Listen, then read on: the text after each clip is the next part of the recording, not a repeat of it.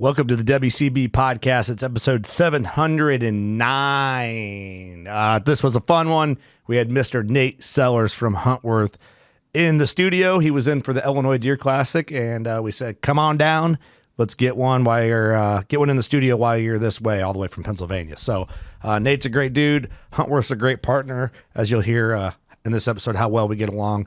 About the 30-minute mark, well, I should have said that. I gave it away, but we got a giveaway going. I want you guys to comment on social and comment on Spotify about part of the conversation here. Get a little engagement from you guys and see what you guys think about some of the Huntworth stuff. So keep an ear open for that. Try to think of some other updates. Turkey season is underway here for us. We're in the middle of first season here in Illinois. I have 3 tags, going to try and get one with a bow, going to try and shotgun a couple of them. Jordan already had some success in Kansas, and he's chasing birds as we speak. I'm such a good boss that I said, why don't you just hunt birds this morning, and I'll send you the audio file. It wasn't his idea, it was mine. And so, yeah, that's how we operate here. When it's time to go, it's time to go. Limited time to get stuff done, that's what we're doing. So good luck to you guys out there in the turkey woods. Send us your kill bottle spring label edition bottles with the turkey if you get one. That'd be nice to see, which that is available. Link in the episode description. I'm going to be quick on you guys on this one. A little other news. We did record. We have a Patreon series that we're trying out. We just did our first one last week. I'm going to post it here this week where we watch hunting videos that are recommended by the Patreon community, and we watch it, and you can listen to the podcast while you watch it with us. So it's like we're watching together. We don't know how it's going to work. We tried it. It felt but we're going to keep, we're going to push through a couple of them and kind of get our groove and see how that's going to work and how the Patreon family likes it. So if you're curious, it's on Patreon. We have a few more Patreon episodes scheduled here soon. We're going to try and get more frequent. That's just hard to do because it's extra, but we appreciate the extra support from the Patreon community. So if you're on there, shout out to you. The podcast, I'm going to go through this quick because we all got to get hunting. Podcast is presented by Grizzly Coolers, code WCB, and all the promo codes and everything at workingclassbowhunter.com/WCB partners, or hit the partners tab. Has all our partners listed and discount codes if there is one. It's listed in that tab. So you don't have to message us on social and ask, hey, what's your promo code for whatever company? Go to workingclassbowhunter.com. While you're there, shop some new merch. We got arrow wraps, kill bottle whiskey teas, some new merch, more new merch on the way. We got cartel calls, all the goodies. So shout out to the boutique for making the arrow wraps for us. It turned out great.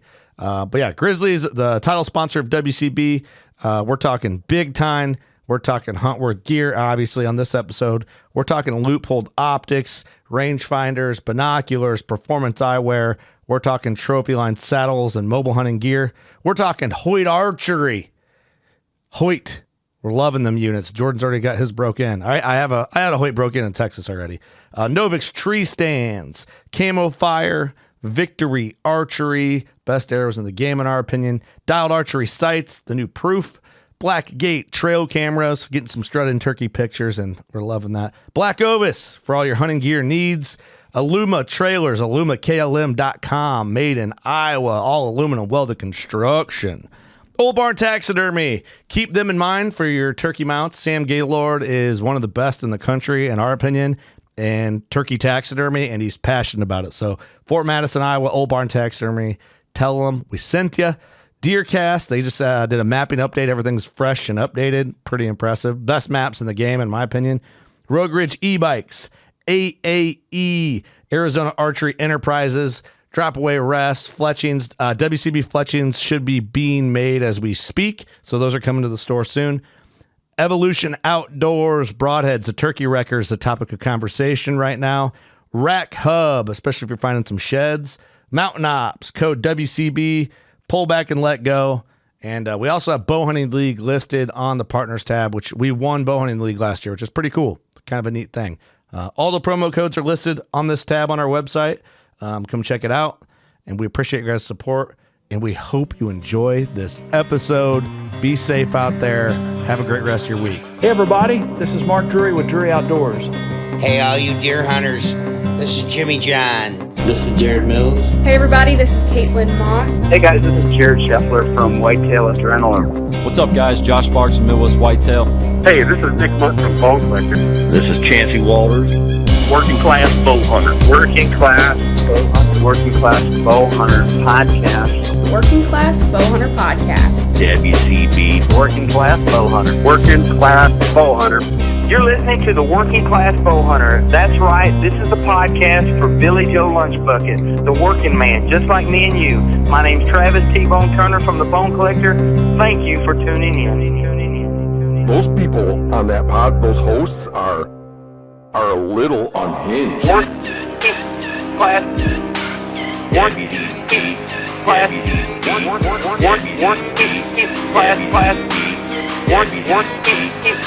Class.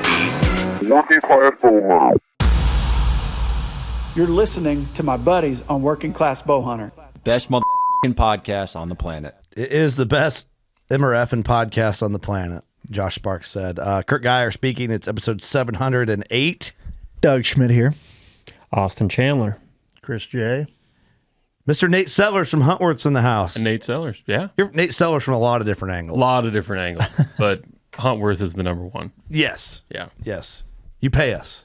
I do pay you. Yeah, let's be clear. I do pay you. Yeah. Fair enough. But Okay, you need anything? You good? You comfortable? no, we're good. I'm feeling great. Okay. Fantastic. Okay, good. Yeah. Good. What's up, dude? Thanks for being in studio. Yeah, dude, this is awesome out here for the Illinois Deer Classic. And so, made the drive over, and this is great. Yeah, I'm This is glad you awesome. made it. We've been talking about getting you here, well, hell, since ATA 24. Yeah, it's 23. Yeah, 24. Yeah, something like that. Yeah. First week of January Yeah, of 24. I don't find my way in the Midwest very often from Pennsylvania, so this is awesome. This is super I'm cool. glad you got to see it, and that way you go back, you can talk to the Huntworth headquarters. Like, they actually are doing things there. There's not just like a couch and a bar. Yeah, there's like dead deer. Like they're Yeah. doing Super it. They're cool. doing it in our camo. They're cool. They're cool. Awesome. Yes, Yeah. yes. That or we're going to auctions and buying taxidermy and Huntworth camo and claiming it as our. Don't let the secret out of the bag. Listen. But then You can't prove that. the Huntworth partnership, or Huntworth and Old Barn kind of backs it up, you know. Right. Yeah, I had the opportunity to meet Sam and Linda at the Iowa Classic, and that Yeah. was awesome.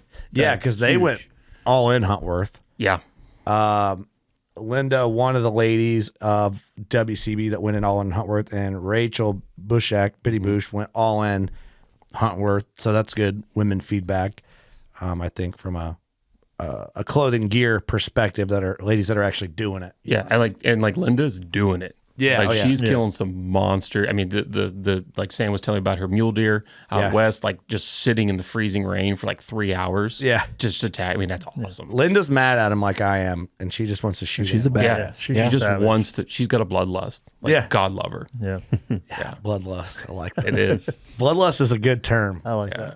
Instead of just saying I want to kill things. Lusting for blood. Yeah. Hey, it's a good time.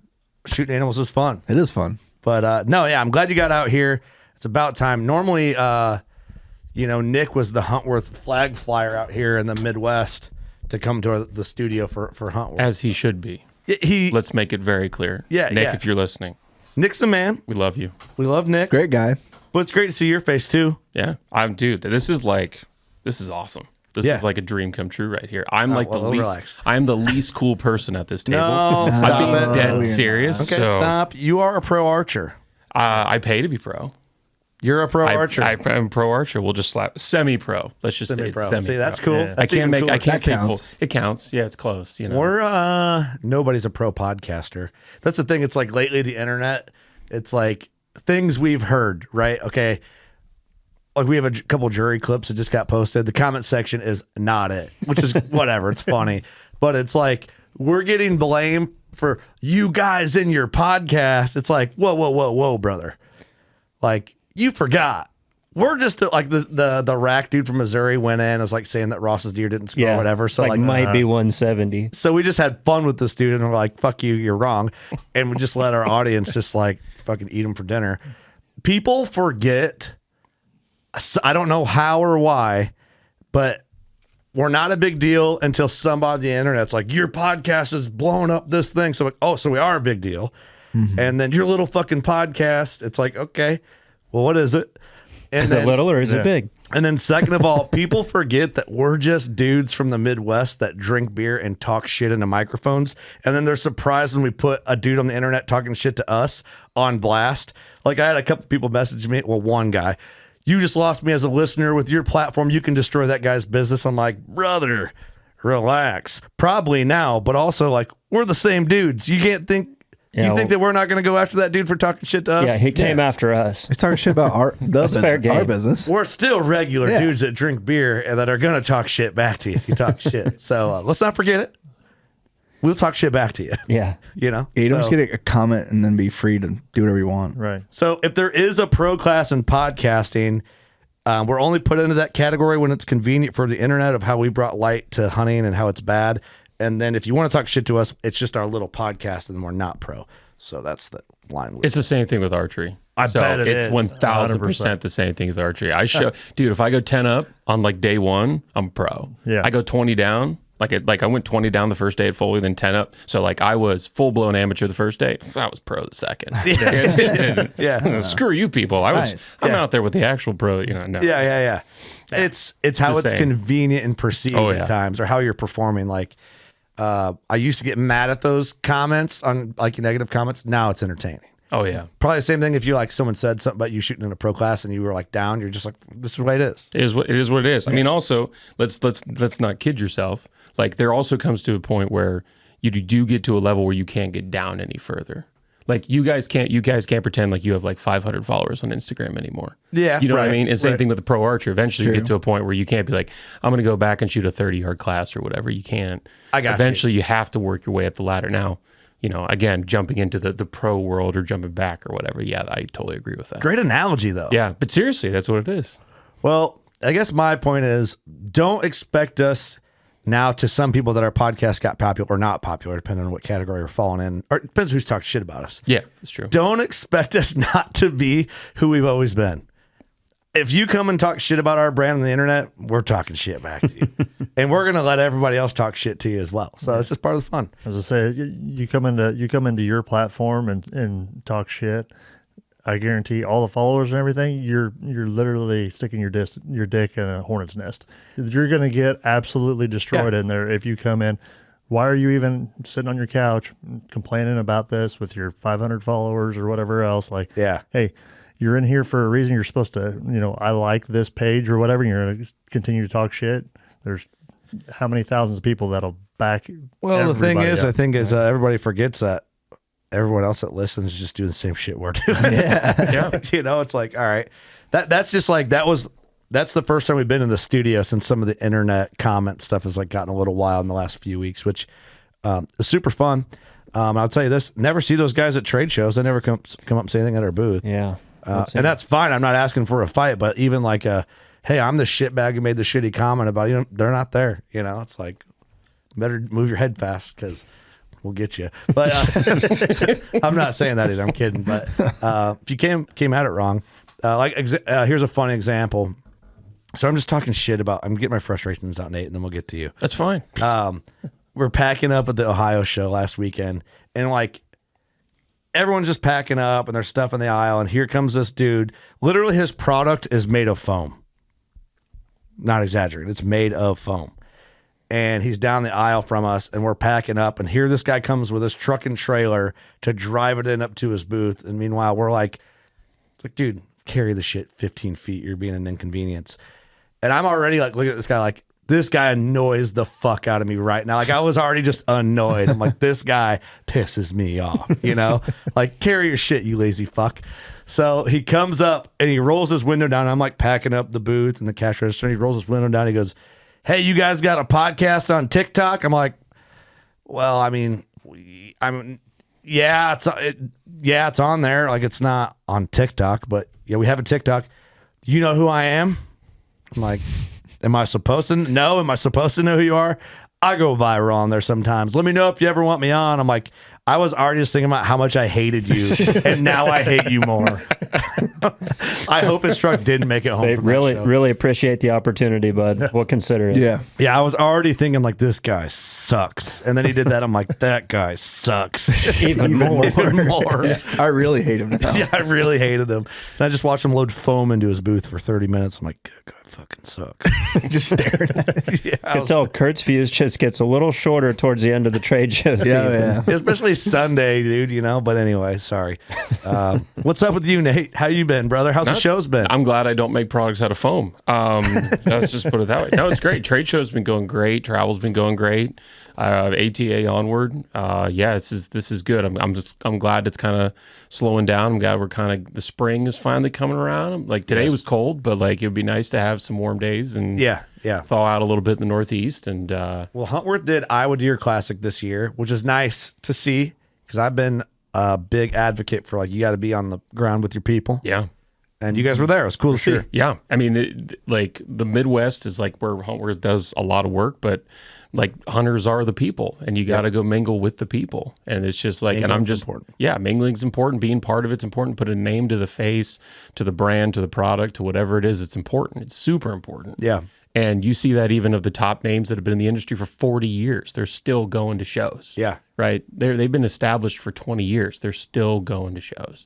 There's a connection point of like having a beer with the people and hanging out and high five. There's a community aspect, which is the industry we're in is community based and passion based. Yeah. So it's cool to see you guys there. Yeah. And then now at Illinois Classic, which by the time this launches, these shows will be over. But are you guys doing any summer shows? Like, are you going to do any? We're kicking the tires on a few ideas, but nothing concrete yet. Okay. This is the first time Huntworth's been on the road in a while. So, you know, I got hired 2 years ago. We hadn't really done shows prior to that. So now that this is kind of what I do. This is what I've always done for either my own bow shop or just my own media and production in the past. Yeah. And so me being on board with Huntworth was a natural segue to start doing that again. And so we're doing it. Iowa was fantastic. It was a great show for us. Good. I'm really excited to see how Illinois starts for us this weekend. And then hopefully it does continue to snowball into things into this summer and maybe into the fall. Yeah, I think it's good. I love it. I think the growth of Huntworth from our perception in the last year and a half has been like people know about it at whatever level they know about it, but now I see a lot more conversation about it. I see it more in the wild now than I ever have. Yeah. Which that's cool. When it's in the wild, you're like, and I'm always like, they got Huntworth. Yeah, I eyeball them down, which is like, shouldn't do that. Yeah. People are like, what the fuck is this guy looking at? What are you looking at, you freak? Yeah. But it's cool to see it in the wild. Yeah. It's like becoming a really common thing. I scared a guy. So I went and shot the Lancaster Classic. Okay. We're there in eliminations. It's like 8 a.m. on Saturday morning. We're all like in the zone. And there's a dude standing next to me wearing a Tarnin t-shirt, one of our camo patterns. And I'm like, and I walked up to him and was like, dude, I love your shirt. And then it dawned on me, this dude has no clue who I am. Yeah. I'm just some random, I like your shirt. Yeah, nice shirt. That's a great shirt. He's like, thanks. You know, it's like, I'm trying to win a tournament here. Could you back off? Did you have to like, oh shit, weirdo. I work for them? And I did. But at that point, you've already lost it, right? He's already wigged out. Like you can't recover from that point. Yeah, that's amazing. Yeah. I don't know why it's like I don't need to look, but I'm always like. Everybody's curious about camo patterns, right? It doesn't matter which one it is. What are they wearing over there? Right? Yeah. It's like, Nick Munn says, find the dude in the camo hat. If I see a dude in camo, I'm like, I wonder what that guy hunts. I wonder what his passion is, Yeah. And it's the same thing. And if I see Huntworth, I'm like, oh, this guy and I have a connection, Totally. Well, totally. I get it because we just had Tyler Jordan and from Realtree, obviously, and he sat in the same spot you're sitting. It was kind of neat because when we talked a lot about the early patterns of Realtree, which the early patterns of Realtree and the early patterns of Mossy Oak made what modern hunting camouflage is now. And they're still in that conversation, obviously. But you wouldn't have all the sectors and camo inspiration and styles if it wasn't for that being pioneered. At least you wouldn't have it on the same timeline that it is. No. From my perspective. But then you grew up, maybe not everyone was this way, a Realtree kid, a Mossy Oak kid, and that was kind of it at the time. There was a few randoms in there. And then now, think about kids are growing up, maybe Realtree kid, maybe Mossy Oak kid. But now you have guys growing up. I grew up wearing Huntworth. I grew up wearing whatever brand. There's a lot of options now. But isn't it interesting to think that now more than ever, there's going to be kids that grew up wearing Tarnin or Vertec or whatever pattern, Yeah. Kind of neat. It's the whole thing of like, we talk about all the time, like the kid wants to grow up in the dad's or granddad's footsteps or whatever. And so they're like right now, like at our age, you know, we have kids that are in their single digits, but they're starting to hunt or whatever. And like, I'm wearing disruption. I'm wearing, they want to wear what dad's got on. They want to wear what grandpa's got on. Yeah. Well, that's never existed before for Huntworth. Yeah, so like, that's like, to me, that's like super cool. Yeah. Like, it's now almost like we're almost tearing into a second generation of the camo patterns and wearing the clothing and stuff. That's awesome. Like, it's right in front of your eyes. Super cool. And I guarantee it's something that when the early pioneers of like modern camo made it, didn't even consider that aspect to it. How could you? Unless you were some sort of special visionary, which arguably maybe some of them were a little bit for the industry. Definitely. Maybe he is. I don't know. I'm not saying it, but you know, it's out there. But it's kind of neat to think of it that way. I think, because my kids, you know how much Huntworth stuff I have? It's like, I'm keeping some of that shit too. I went and bought vac seal bags because I'm going to keep one like neat article clothing after seeing like some of these vintage camo booths and stuff. Oh yeah. I'm going to keep, you know, you can't keep all the stuff forever, obviously, and you got to roll it and whatever, but you know how cool a freaking Vertec jacket from now will be in 25 years? Yeah, you could be like, man, this was the first year this stuff was out and I've got it. Yeah.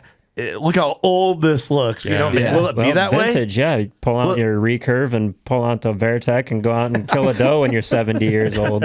But will it look vintage? Do you know what I'm saying? Yeah, I'm sure it's going to get wild in the future. Yeah. I mean, right now, of course it doesn't, but I mean, and what will it be? Realtree started, they probably don't think that. They didn't think that either. Oh. We'll have like, would this look vintage when we get older? It's just like the way like a Cybertruck comes out. That looks futuristic and shit. Damn it. In 30 years, like when Clyde's older, he's be like, fuck, they thought that looked cool. Look how dumb that looks. You know what I mean? Kind of like, will Vertec look old? We've talked about that a lot, actually. Like, what is the next camo pattern? Like, what does the next thing look like? You know what I mean? Like, you know, you've got like Disruption, Tarnin, Vertec. I mean, like, it's fantastic looking. It's got everything you want in a pattern. What more do you want? Well, if you look at what Huntworth was doing, this is our 25th year. Huntworth's been in business for 25 years. You look at what we had in 2001. Like, our very first camo pattern was called Oak Tree Evo. You go and look at that thing, and you're like, that thing looks like dog shit. Oh, yeah. Go look up Huntworth Oak Tree Evo. Can we talk shit about it? Maybe. Yeah. I want to see it. Evo. Yeah. I don't even know if it would be old pictures. Like this? Yeah, there you go. There's Oak Tree Evo right there. Look at that. No I think shit. it looks cool. That is the OG. It's got like an orange. It's got like an orange cast to it. But yeah, that's a photorealistic. But if you think about it, 25 years ago, that's like what everybody was doing. It had to be photorealistic, right? Yeah. So to think like layered and depth. And we need branches. Yeah, exactly. You got to look like a pile of leaves. It looks good. I don't think that looks that old. I'm pretty sure I've seen that camo around. I think I have too. Yeah. Well, so that evolved into what we have now, which is called hidden. And even that's still getting phased out. But like, yeah, like this was like the original, like Huntworth made this top to bottom pattern. And if you think about it, like if you look at it, like if you squint your eyes hard enough, you're like, I see Vertec in there. I see Tarnin in there. But like, this is the same pattern? Yep. That's Oak Tree Evo right there. Yeah. Yep. It's got kind of an orangey hue to it.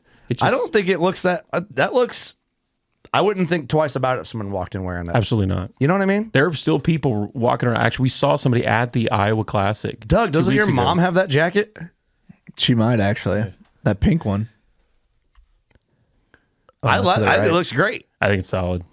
The hidden staying around. We do have some of that. Hidden's still around for now. For now, you keep saying that. We're not making anything new with hidden. So we like all the new like heat boost didn't come into hidden for us. So like if you go onto the website, the only thing that's on hidden is stuff we made in the past, right? So like we don't make this garment, you know, anymore. Like this isn't in Vertec or Tarn or Disruption. But again, like not only is it the evolution of the pattern, it's also the evolution of the garment as well. Yeah. Like this garment's not windproof, for example. So like the Elkins jacket, which exists now, is the successor to this because it's a midweight, it's more technical. We put like a harness access port into it and a better tapered body and, you know, all the things into it.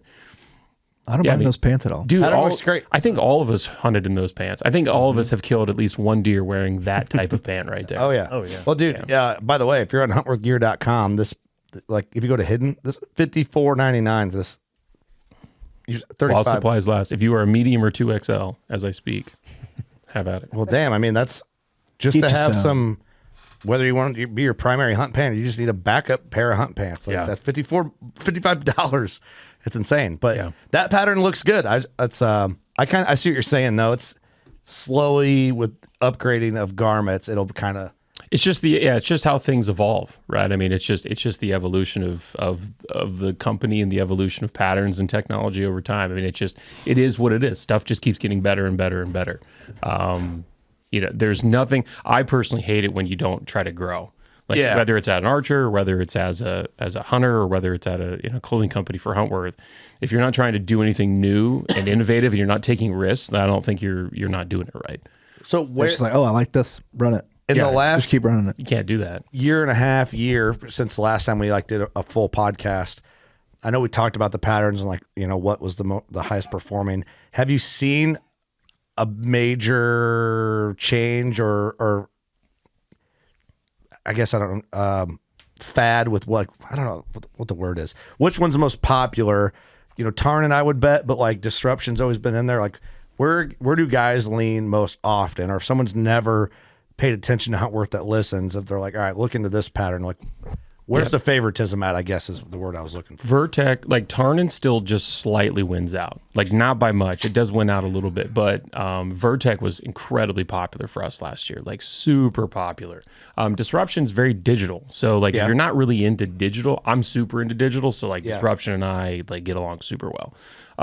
But most people still gravitate to Tarnin because we talk about this all the time. Tarnin looks like everything from an oak tree to a rock outcropping. Yeah. Yep. And that was Tarnin was the first real Tarnin was 2020, so it's only been about 5 years that Tarnin came out. And it really just looks like literally everything. I mean, it looks like skyline. It looks like you're in a bush. It looks like, on a tree bark. It's actually kind of modeled after the bark of a white oak tree, mixed in with a rock outcropping you might see in Colorado, Utah, something like that. So Tarnin still kind of has a slight edge, but realistically, we break it down every single year when we close out the year and we look at sales and everything. We're it's a 33 split. It's really unique between Tarnin, Disruption, and Vertec. So digital is it's a flavor thing. It's, guys like it or they just maybe not hate it. I'm sure there is, but I like it. But I think always I'll lean Tarnin or Vertec versus the digital look. Yeah, I'm not a digital guy. The digital look is neat. A lot of people like the digital look because I think high-end, over-the-top, expensive, almost designer brands have made you think you need digital. Yeah. Is that fair or is that an incorrect statement? I think it comes from the digital was the computerized, generated modern way of the future. And if you're not doing the modern way of the future, then you're not up to speed. Right. You're being left behind. Right. And I think that's what it was. But if you think about it, Disruption looks fantastic. That pattern's 8 years old. Really? 2016 is when Disruption was first iterated. I've killed deer wearing Disruption, for the record. Yeah. I think that was my first set from Huntworth was all Disruption. Yeah. I like it. I feel like Sitka kind of made that digitally look mainstream, do you think? Yeah, it's almost instead of it being you could tell that Disruption was long before my time, but you could tell okay, we needed a digital pattern because that's where the market was hot. Yeah, it was hot on it.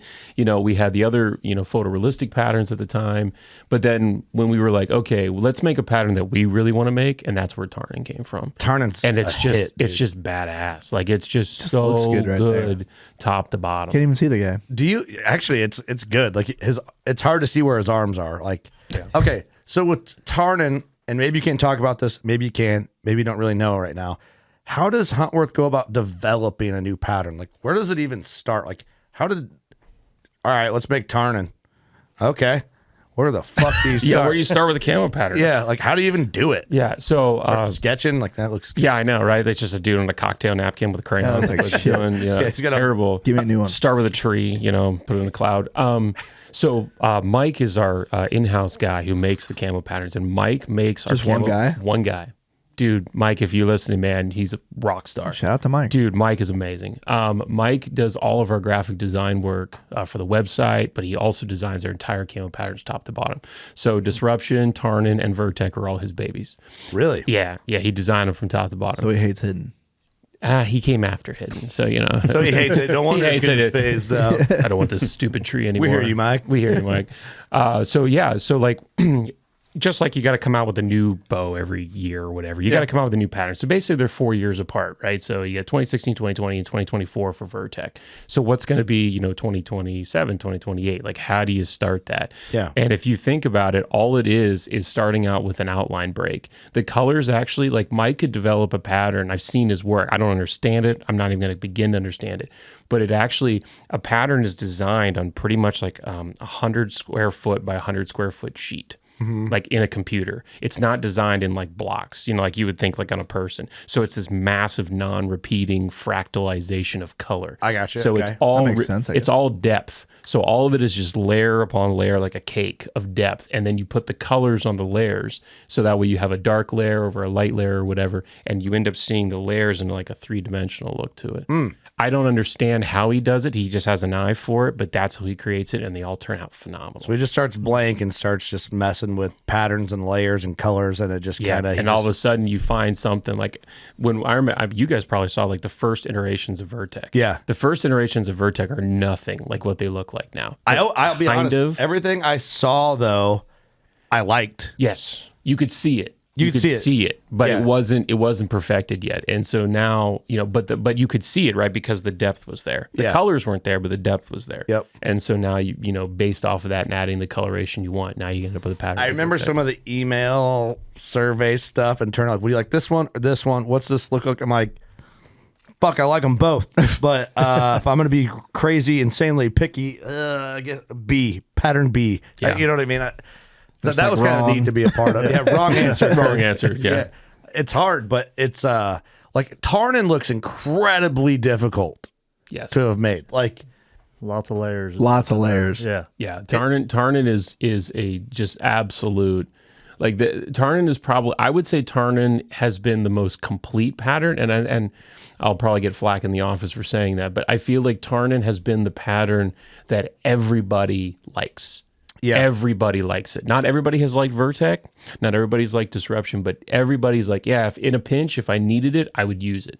And if you look at it, it's just like, I just see so many different details. Yeah, you can see it. You can see it everywhere. Yeah, I see aspen trees and rock outcroppings, and I see horizontal and vertical lines, and it's just everything about it's awesome. I've had a few people like, oh yeah, I feel like there's too much like whitish in it. I'm like, I'm telling you, it helps it. Like, and we've used it all over on every hunt since I switched from Disruption in 21. I've worn Tarnin, some article of clothing of Tarnin, for sure. I love it. It's I love Vertec too, though. I think Vertec, I would lean more like if someone has no Huntworth garments at all, and you're going to start with like lighter weight, kind of get your feet wet with Huntworth. Start with lighter weight Vertec pattern for turkeys. That's where I would like trickle into the Huntworth. If you have no Huntworth experience, that's what I would do. I don't know if you agree with that statement or not. No, Vertec is not supposed to be a quote unquote early season pattern, but it works. It freaking looks like it does, and it's awesome.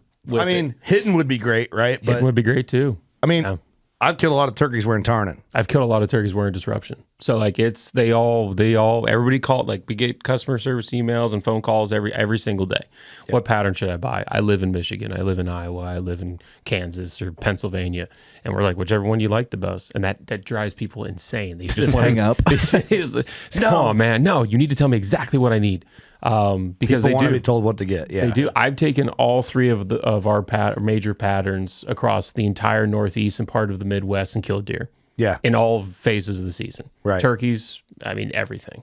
Yeah, I think deer for sure helps. Like Tarnin's a good pattern for that. Especially you look at this dude sitting up in a saddle. Like it works good with, some of the background branches and whatever. But the sky, the gray fall sky that you always get. But I think. If you're going to be on the ground and the stuff, it's all going to work. But I think Vertec rules, personally. Yeah. Vertec had a great year one. I think it's going to have an even better year two. You think it'll beat Tarnin?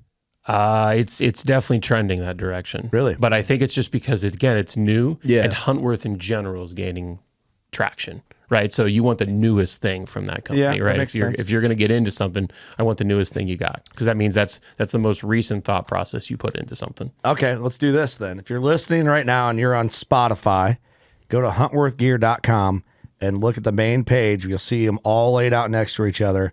comment which pattern you think is the best on Spotify. And then we'll take a little WCB True Listener poll. And don't lie. Yeah, don't lie. Don't just try to make Nate happy. Don't try being cool. Tell the truth. Tell the truth.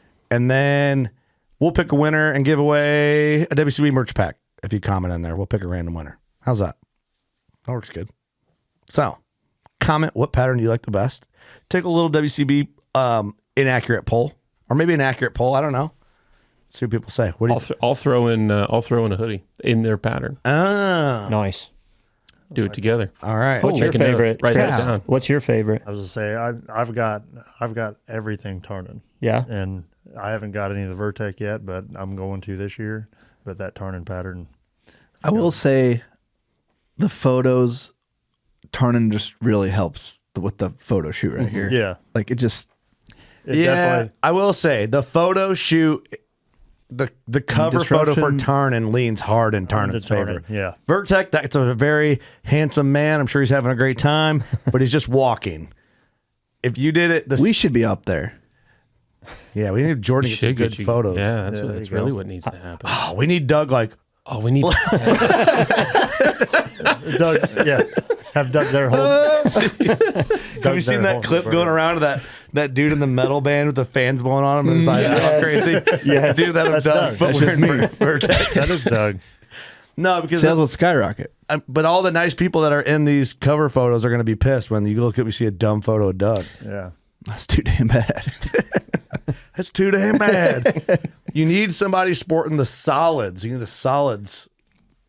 You're speaking my language. You know what I'm saying? We have a lot of cool stuff coming this year. Oh, let's talk about I it. know. Can you talk about it? No, I can't. I'm sorry. Not What a yet. bummer. Well, you're on a podcast. Yeah, I know. You want another beer? All right, podcast over. So what would everybody's picks then be? Mine's Tarnin. I'm going Vertec. Yeah, Vertec for sure.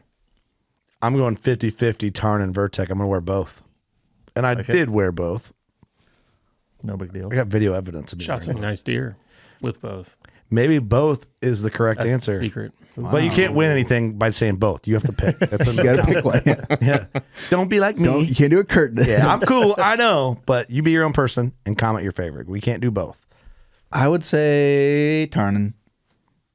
I'm going Vertec. I know I own Disruption. That's what I wear. But if you made me pick a different pattern, I'm going Vertec. That's all it's fair. New. It's fresh. It's awesome. That being said, turkey season, I'll be Vertec'd out. Ooh, Vertec'd out sounds sick. Can't find me. Is Vertec a new verb? Good luck finding me. It is now. It is now. Good luck finding Vertec'd up. Vertec. But you can It go could to be on your property. You don't even know.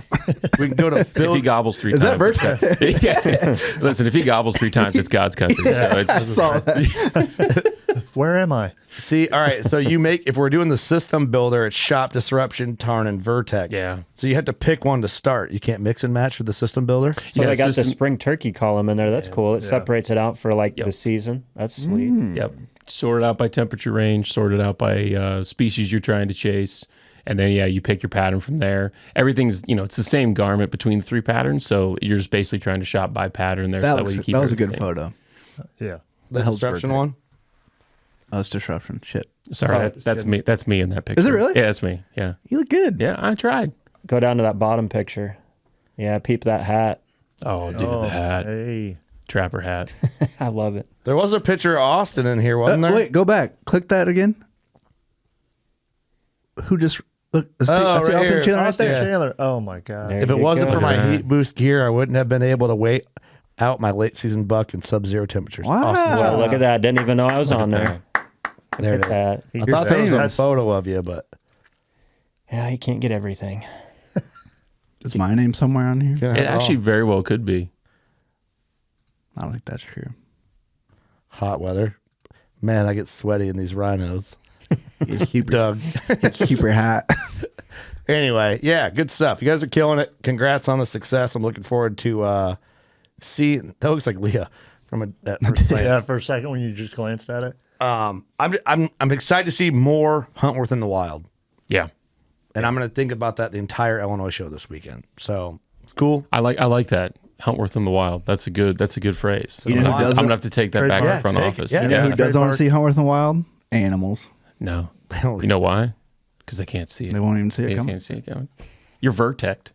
Dude, vertect is a verb. Vertect is ass. Vertect is a verb. It sounds like something would be in a little tuner car. It's a VTEC. Vertect. It sounds like an early 2000s Hoyt bow. Oh yeah, It does. 100%. Yeah. You know? That's 1,000, But Craig. that's one thing, dude. I want to see some Hoyts and some freaking Vertec. How does that happen? How does a lot of those things happen? It's just my job. The number of things that you guys say, it's like, Nate, this would be great. I'm like, I know. I'm also beating my head against the wall sometimes. Yeah, it's like Neil and Karen, if you're listening, please listen to them. I think, man, Hoyt and Tarnin or Vertec. Yeah, I know. Listen, dudes want it to match. Like I know solid color bows have become more and more popular because guys can't get the bow to match their camo. Right. Well, there's so many options. There's now. so many It's tough. options now, and so it's so tough. But like even still, like again, it's just the connections in the industry. It's just you know what I mean? Like guys are tired of seeing Realtree and Mossy Oak stuff, and not that they're bad patterns, but they're just like, I want something fresh. Yeah, Could you imagine a Tarnin, RX9? Oh, Could you imagine? It'd be sexy. As I know hell. the bourbon is looking good for some, but like that combo you guys have there, the gray and the bourbon, but it would be sweet. Really legit. Like I want to do dumb shit. Like I want to dip this recorder in Vertec. I want to have a Vertec, dude. That would be sick. Be one of one in the podcast game. Yeah. Yeah, your podcast is cool and all, but where's your Vertec dipped mixer? Like soundboard. Yeah, cameras. Be awesome. That'd be sick. Sticker kits. There's a lot. Sticker kits. Yeah. There's a lot of untapped realms for Huntworth, I think. Yeah. Yeah. It really is like we've been 25 years in business and I feel like we're just getting started, which is crazy. It's kind of cool. It's super cool. You know what Vertec looked the best on? A turkey shotgun. It looks so clean. Could you imagine? I'm on Pistol board. grip stock. You put it down once, you just lose it. Huntworth lifestyle. Huntworth lifestyle stuff. Lifestyle stuff. Give me t-shirts. T-shirts. Give me cool hats. Huntworth. Everyone else at the Huntworth office, we need lifestyle wear. We need logo wear. We need just give it to us. Everything we want. Just patternable wear. Yeah. That's a phrase I made up. Because if it's in the wild, it's branding. It's huge. You gotta see it in the Want to wild. talk about it? And a lot of people don't want to wear their hunting clothes in the wild because they don't want to wear it out. And like, I still think that way. Like I was talking to Karen in a meeting and I just had a regular jacket on. And I'm like, yeah, and I said like, I don't want to wear my hunting clothes out. And she looked at me like, the fuck, you can just call me and get another jacket. But it's like, I still think that way. I just do too. Yeah. You know what I mean? You don't want to get them all, you don't want to smell like gas at the pump and the restaurant you just ate in and everything, a smoky bar or whatever. But it's like, I could just wear it. What the hell? You know what I mean? Yeah. It's like, I can't get out of that pattern. But Yeah. Jordan almost got, at the Ohio show, he was just wearing Vertec, long sleeve. And I'm like, I just need to wear my shit. Like, it looks so good. I have designated wear out clothes and then designated hunting clothes. But it's hard to cross it over. Like, I don't want to take stuff out of my hunting pile because I'm like, I might need that someday, but I also want to wear it. So I'll pull out, every once in a while, I'll pull out a vest or a jacket. Like, I'm just wearing this one. Yeah. It's tough. I bet most of our listeners do the same shit. Like, you have your hunting clothes tote and your regular clothes, and you don't mingle. Right. Yeah, they don't. You put them They don't away belong after- together. Yeah, you put them away after season. You don't ever look at them again. It's like your game jersey. Yeah. It's probably the best way to explain it. It's like home game, away game, got my clothes. Yeah, I don't be wearing my turn of Vertec out and then smoking a drunk cig. Get my clothes all dirty. You do that? No. I'm saying if someone did, they wouldn't do that. They wouldn't want to do that. Yeah, they wouldn't want to do that. They wouldn't want to do that. Yeah. Well, I'll tell you this. I got some exciting stuff. I'm hoping I draw a mule deer tag, so I'm going to be using it in mule deer country in Colorado. And right now, we're confirmed we're going to Newfoundland on a moose hunt in September. So I'm going to test out some stuff up there. What are you going to wear? Don't know yet. Whatever Nate wants me to wear.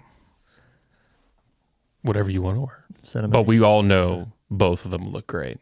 Hybrid. Yeah, got to go hybrid. I'm going to wear both. If you can shoot whitetails in the Midwest with the hybrid, you can shoot a moose. Could you imagine big deer in the Midwest with it, with the hybrid? You got a Tarnin top and a Vertec bottom, and then, it's going to drive everybody on social media crazy that your camo doesn't match. But like, dude, that 60-inch moose you're standing behind is going to, 60-inch would be amazing then. Sweet. This guy's setting goddamn records out there. I'll tell you, in the shot of me shooting my buck, I think I'm wearing a blend of, and you don't notice until I say it. They blend well. So just fun fact. We'll show it after the pod. But anyway, we beat the patterns down to death. I just think that conversation's fun. It kind of gets people riled up. That's what they see.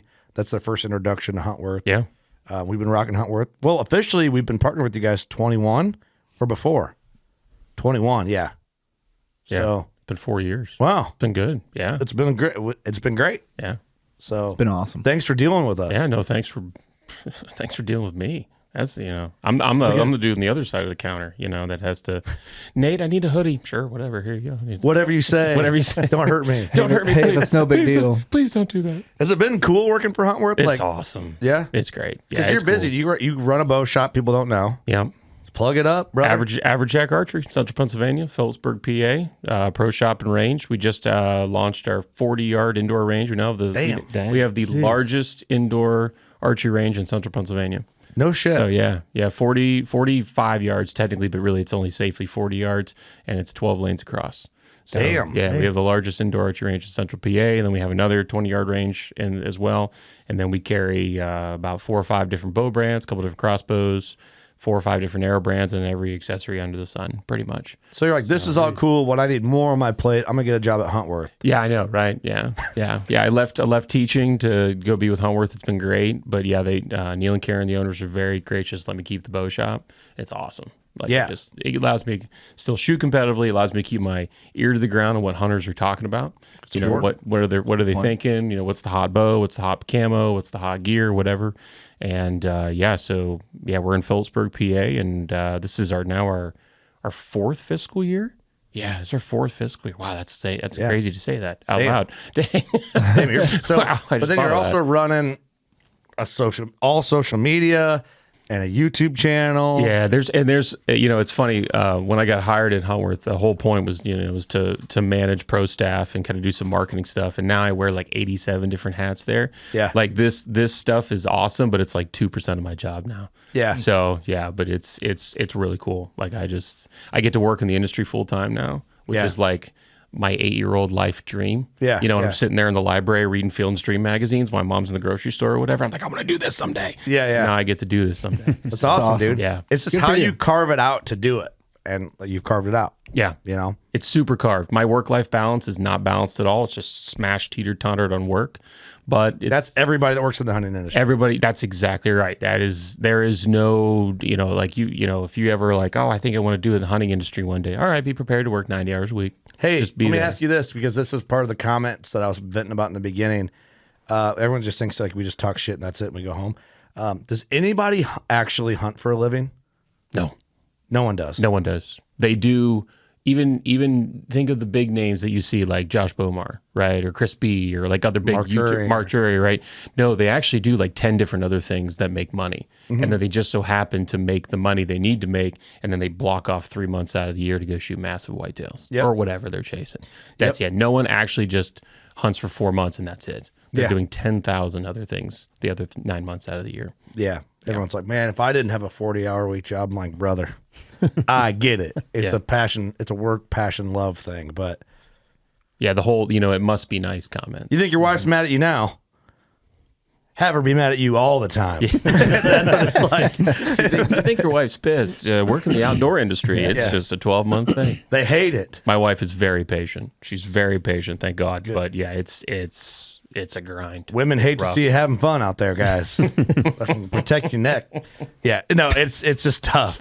It's tough. It's hard out here. You have to be obsessed. You have to be. You have to be willing to sacrifice so many things to work in the industry. Like it's really, there's never, and it's weird to say, but there's never any guaranteed money. No. Like Huntworth is because of Huntworth, I don't get to hunt more. It's actually ironic. I actually get to hunt quote unquote less, but I get to make connections that, I'm sitting here in this studio right now, that kind of stuff, but I'm sacrificing things to be here. You could be at home tonight. I could be at home tonight right now. Like I got a 7 and 9-year-old, 2 girls at the house. Like I'm gone for 6 days for the trade show. Yeah. So it's great. I get to live for this one trade show. Right. Trade show. Yeah, right. So it's like, sure, I get to live my dream, but there is always there's always a cost to it. And my wife's very gracious with it. My kids are very understanding, my whole family and everything. But yeah, it is. I mean, anybody that does this, and you guys all know it, anybody who does this is not a 9 to 5. No. And then you just get to go hunt 3 months out of the year. Don't work that way. It doesn't work like that at all. That's hard for people to understand, and no matter what situation they're in. And we're not bitching; it's just what it is. But I hate when people just put it at like surface value of like, you guys just go hunt. It's like, well, yeah, it's great, it's amazing, love it. I would much rather do this than still work at Deer, or work at whatever. Those are great jobs too, but I'm just dumb and obsessive and ADHD and maybe a little bit of autism sprinkled all in there in once and put in the blender, and that creates obsession-driven passions that can lead for a career if you scrape the bottom of the barrel. And that's the hunting industry. That is. And a weird milkshake blended all together. It's fucked up to say it that way, probably. Sorry. That just explains exactly how my brain works, which is why you got the outcome of a description. My bad. As clear as mud. I brought it all down, didn't I?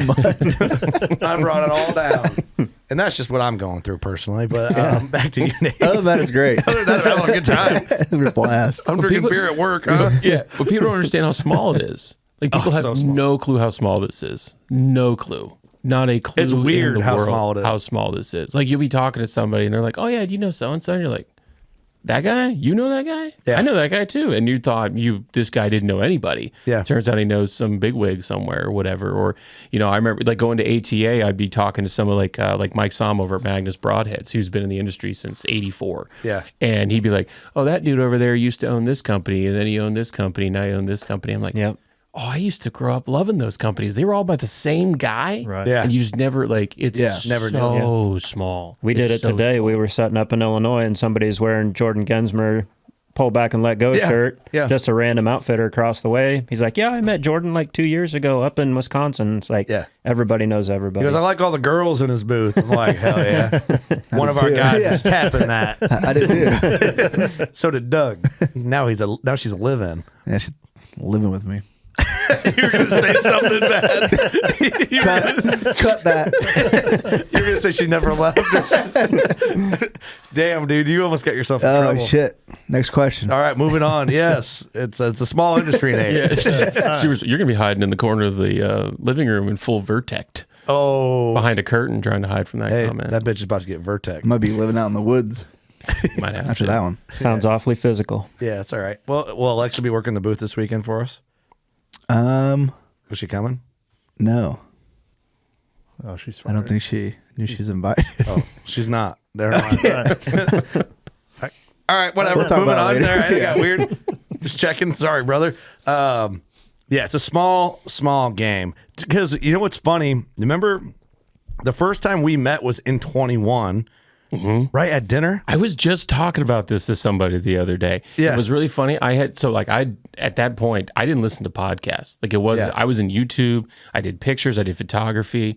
And I'm like, and we go, I think it was the outdoor show in Harrisburg show, Harrisburg, Grand American Outdoor Show. Yep. And Neil and Karen were like, "Are you in?" I was like, "Yeah, I'm actually shooting in the tournament." They're like, "Okay, we're going to go have dinner with Kurt and the crew from Working Class Bowhunter." I'm like, "Yeah, whatever." We go and have dinner or whatnot. And I get home and I Google you guys and I'm like, "Oh shit." Like, these guys are like, this is like a real thing. Like, these aren't just some dudes. These guys are douchebags. No, it's like, I didn't know. But we did. We met at dinner there. That little, I remember having like one light in the entire building. It was random. Super dark. It was so random. Just this little hole. Is that a place they knew? No, I have no idea. I literally parked in an alley that was like half a car width wide. Same. It was terrible. It just seemed so dark out. Yeah. What the hell was going on that night? It was just weird. I don't know. PA's weird. Harrisburg's weird. Harrisburg's a weird place. Harrisburg is a weird place. PA's not weird. Harrisburg's a little weird. If you come to my part of the state, come in the middle of the rectangle. Okay. Penn State, Phillipsburg, Clearfield area. We got rednecks. We got jean shorts and dirt driveways. Like, we're fine, but like, it's we got normal sized roads and nice restaurants and everything. Is Harrisburg known to be kind of weird? Harrisburg's weird because it's a state capital, it's the state capital. But it's one of the crappiest places. So it's just like that's the only time I've ever been to PA. Oh, that's really? Yeah, dude, you got to come to the mountains. You got to come up. You got to come up to the Elk Range. I live in the Elk Range. Oh, really? Yeah. So like you can walk out on a September morning with a cup of coffee on the back porch and you just hear one hammering across. That's cool. Really? Dude, yeah. That sounds way cooler That's than what we badass. saw. Dude, yeah. What's it take to draw a tag? It's straight up lottery. 100% lottery. There's no points, no nothing. You just buy. You have to be a resident though. No, Nope. Resident or non-resident. Anybody could put it. Anybody can put in for What's, it. what's the odds? It's Oh, a million to one. Yeah, a super, bull tag. Still, like, super you haven't been putting in so for it. you get a bull. You can, and once you draw, that's it. Oh, you're done. So if you draw a cow, sucks to suck. You're Oh, not, yeah, You can never draw a bull tag. Never draw a bull tag. it's the only tag you'll ever draw. That's correct. Once you draw an elk, so that's the game you play. It's like I'm going to go in for now. You can put in for either or. Like you can say I'm only going to go in for a bull or only go in for a cow. But of course, just the experience of shooting even a cow elk in that situation because it's a once in a lifetime. Yeah, just check both boxes. But Not many people can say they've done that. Yeah, I mean, but our elk herd is putting in for that. amazing. Oh, dude, it's like $15. They kill some big bulls out there. We missed a lot of years. massive Yeah. bulls. Really? Like 370, 380 inch monsters. Wasn't there like a giant killed last year? Like every year. Super giant? I think like super giant, like 4 or more. Yeah. Yeah. I yeah. wonder how many tags they do give out. I don't know the exact. So it sounds really stupid. I don't put in for it. Look at that. yeah, that one. Yeah, there you go. State record. Gee. Yeah, Yeah, those make things it are those things are literally wandering. so weird. within- It's like 55. Holy. It's like on a ridge, and Yep. you'd see here. Yeah. It's so crazy. Oh my God, I love elk. First of all, this place is way too flat to say that this is a ridge you see here. I just want to make it. I just want to make it very clear. There's hills, but there's not. You guys have lumps out here. Yeah, there's lumps. All right. Lumps and little hills. Yeah, you feel that when you go out west, you're like, that's a hill. You go home. Yeah. But yeah, no, we have massive elk, and it's beautiful. Like they're in the random. wilds. They're in the wilds. Can you do bow or gun? Yeah. So you draw. I forget how it works so there's 12 different zones. So and certain zones are more expensive to get into and higher dollar because the elk herd's better and better and better. The further, so like Clearfield County is where I live, and the further north you get, obviously you get more into the wilderness and whatnot. So you get down closer to Clearfield County, Clinton County, and the southern part of ironically Elk County. It's massive. I mean, just monstrous bulls. Wow. Monsters. And it's almost it's so, I don't want to say it's easy because we're still in Appalachia. Like you're still going uphill both ways. But the guide and outfitters out there, because they're basically giant whitetails, they have these things on lockdown. Really? Like trail cameras, they know exactly who's the satellite bull, who's the herd bull. They do exactly what they do in Colorado, just on a smaller scale. And so guys know exactly where these bulls are, and they'll go right. They'll take you right in their hip pocket. No shit. Yeah. Well, it's kind of cool because you don't have the pressure of everybody gunning for Yeah, them. 'cause you can't touch them. There's only so many tags they give out, so it's kind of like if you're lucky enough to draw one, you're in for a hell of a hunt. Yeah. Yeah, they're all, you can, most of them are on public, but you can also hunt on private. There's some on private as well, but most of them are on public. And most of the guides and outfitters are running public land. I mean, these elk you can go and see. That's awesome. Look at that one below on the lower right. Yeah. This one? Yeah. That one. Cool. It's insane because look, it's like in a hayfield or something, Yeah. Like, Yeah, they deliberately plant food plots in the middle of godforsaken nowhere up in these counties and up in these Queehana wild areas, what it's called, specifically to feed the elk. just to catch them cutting through that opening and just just to feed them. I mean, if you think about how much, I mean, we don't have ag. The tonnage that it requires. The tonnage that an elk of that, I mean, and so that elk will run a herd of about 20 or 30, and there'll be about 3 satellite bulls within it. So you think about 30 to 35 elk, how much tonnage they need. Yeah. Gosh, dude. That's to so make cool. antlers like that. Right. That is not thought about from a dude in Illinois in the Midwest. Because I've always, admittedly, everyone's like, yeah, Kentucky's got an elk season. I'm like, dude, if I'm killing an elk, I'm going west of the Mississippi. But if you draw it, you're going. I was going to say, yeah. You have to. Yeah, you don't want to go after something like that. Right. Yeah. And the tags, I mean, I think the draw is like $20. Yeah. Like to put in for it's like $20. Throw $20 in a hat every year. That's why, I mean. You put in every year, Chris? I've been doing it, I think, for the last 3 or 4 years. Whenever I found out Kentucky had them, they're like, I was like, oh, yeah, PA has them too. And I'm like, well, I mean, what's $20 here and $20 there? They're blowing on dumber shit. Yeah, way dumber shit. Somebody's got to win it. Yeah, Who knows? you could draw it. Man, what if you drew after this? Give me $100, I'll guide you to one. Perfect. I got you. They're right on my back door. That's real cheap. They're on public land. Yeah, like I'll be out turkey hunting, and particularly in the spring is where they'll come off the northern part of the state. They'll really come down to the bottom because they're not getting touched or whatever. Yeah. And I'll be standing out there turkey hunting, and all of a sudden you just hear stuff breaking. And you're like, oh, there's one like right there in the dark. I don't know where it is. And then all of a sudden you just see it. And it's just like right there. Damn. That'd be wild. Now they've shed at that point, so they're just growing nubs. Yeah. You know, 'cause what's it's the May. shed hunting like? Dude, the sheds. People will kill each other over the sheds out there. I mean, could you yeah. imagine? So, like I said, like all the outfitters know exactly where these elk are at. So they're probably picking up the majority of them. But it's on public. But it's on public. So people will go literally go find them and just camp out and just wait. and just wait. Holy shit. Oh, It's a cut through. I don't want to say, like people don't get shot over anything like that, but it is a serious ordeal. see, finding that would sheds. be stressful. Like there's that big shed hunt out in Wyoming, just outside of Jackson Hole. Everyone's got like horses and they all wait and they all race it. It's like, I don't want to do that I don't at do that all. shit. Like that seems so stressful. Yeah. That takes the fun out of like, I'm going to go see if I can pick up a shed. Like, Yeah. willy-nilly walking through the timber and being relaxed. You don't want to get in a fist fight when you go out there. Yeah, I'm not trying to race a horse to an antler. I mean, God, I don't know. I get it. They're fun. You want them and all that shit, but Yeah.